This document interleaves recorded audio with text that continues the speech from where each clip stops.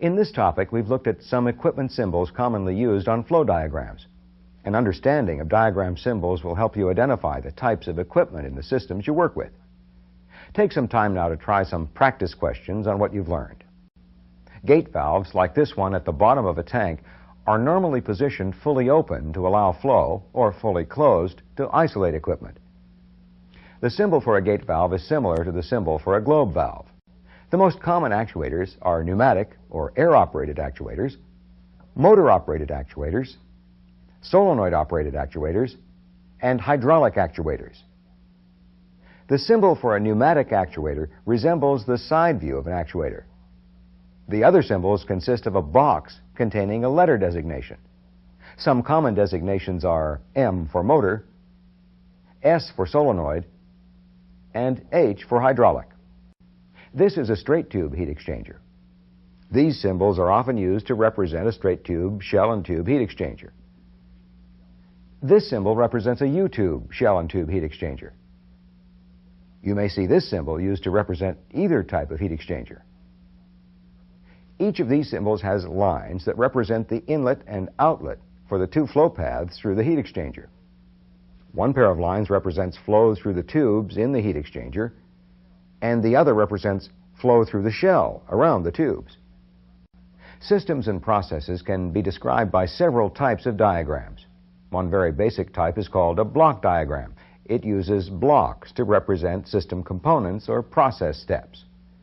Here's a block diagram illustrating the basic parts of all systems. An energy source provides the energy necessary to do the work required of the system. The control is made up of instruments that monitor, indicate, and adjust a system's operation. The load represents devices in a system that carry out the specific task of the system, and the transmission path connects the parts of the system together. Now, this block diagram can help you understand the concept of a system, but it really doesn't give much information about any particular system. Here's a block diagram that's a lot more useful. It's called a process flow chart. The basic parts of the system are represented by blocks. Lines show how materials flow through the system. We'll follow the lines to learn more about the system in this example. We'll begin by looking at the flows into and out of the mixer. The inputs to the mixer include two liquid materials. The materials could be raw materials or intermediate products from other processes. There is one path from the mixer. It goes to this heater. Steam from the steam system supplies heat to the heater.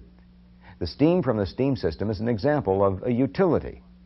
Utilities are necessary for process operation, but don't end up in the product. They're typically used to transfer energy into or out of a process system. Steam also flows to the reboiler. Condensate from the heater and from the reboiler go to the condensate recovery system. From the heater, the heated liquid flows to a vapor separator. In the vapor separator, some of the components of the hot mixture flash to vapor. The other components remain in the liquid state. This flow path represents liquid in the bottom of the separator that is sent to a reboiler. In the reboiler, part of the liquid is vaporized. The vapor from the reboiler is returned to the vapor separator. The waste product that's not vaporized in the reboiler is sent on to another system for processing. The vapor from the vapor separator flows to a condenser. In the condenser, the vapor is cooled by a flow of water from the cooling tower. The condenser product is then sent to storage. Steam from the steam system supplies heat to the heater. The steam from the steam system is an example of a utility.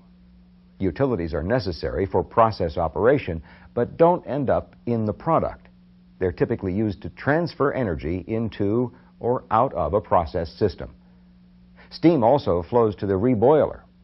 Condensate from the heater and from the reboiler go to the condensate recovery system. One of the most useful diagrams for finding your way around a process system is a kind of piping system diagram called a flow diagram. Plant personnel can learn a lot about how a process operates by reading a flow diagram. This flow diagram shows part of a process system that recovers a valuable product from a liquid waste stream. We can determine how it operates by tracing the flow paths through the system. The waste product enters the system here. The first major component is heater HX1. Liquid passes through the heater and is heated by steam from the steam system. The arrows indicate that the waste liquid passes through the heat exchanger tubes and the steam passes through the shell of the heat exchanger. The condensed steam drains from the heater and is routed to the condensate recovery system. The heated waste stream leaving the heater flows through a valve which regulates the flow of liquid and into a vapor separator. There it's separated into a vapor and a liquid. The heated waste stream leaving the heater flows through a valve which regulates the flow of liquid and into a vapor separator. There it's separated into a vapor and a liquid. The vapor flows from the top of the separator. The liquid flows from the bottom to a reprocessing system. From the separator, the vapor flows through an isolation valve to vapor condenser VC1, where it's cooled and condensed. Water from the cooling tower is used to cool the vapors. The resulting liquid is pumped to the product storage area by a centrifugal pump. There's one more line coming from the condenser. The note indicates that the line is the condenser vent. Vents are required on most condensers to remove gases, such as air, that may enter the condenser. You'll find that although there are many variations, systems are usually made up of common types and arrangements of equipment. For example, one arrangement that's found in many fluid systems is a supply line and bypass line arrangement.